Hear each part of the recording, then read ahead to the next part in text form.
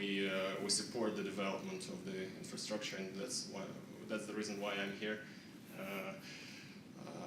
Of course, Russia follows the international standards, and we are a member of a number of agreements like IOSCO, and we move on. And so, if you look into the infrastructure, you wouldn't find much differences with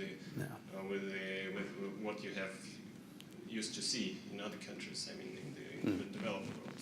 Of course, there will be Russia will be different from Brazil or China, but in a favorable way. So it will be much closer to European and Western standards. Yeah. Yeah, maybe I can add something.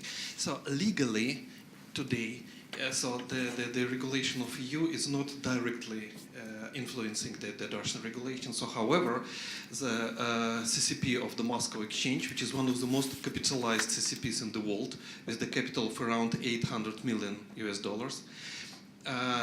So we already started the process of acknowledgement of the local CCP by the European Commission and ESMA in particular, and also by some American regulators. So that is part of our strategy to be more open. And maybe I can give you also provide you some addition to the previous question about some particular assets which are traded by the non-residents today. So in FX spot, the share of non-residents on Moscow Exchange is over 40%.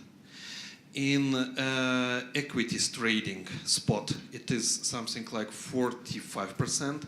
It used to be 3 years ago 38%. In derivatives market, it used to be 3 years ago 19%. Now it is 44%.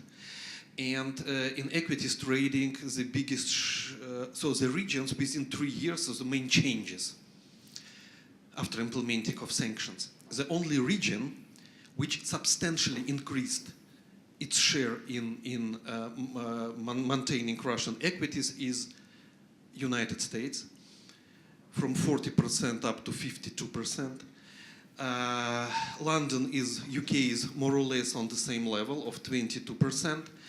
And the only region which substantially decreased is, statistically we are calling it UK without Europe. It's not a political statement or slogan, it's just a statistical approach. Yeah, so UK without Europe without UK, excuse me. So I mean continental Europe. So that's in maintaining and owning the sovereign debt of Russia, ruble denominated, the international share is today something like 25-27%.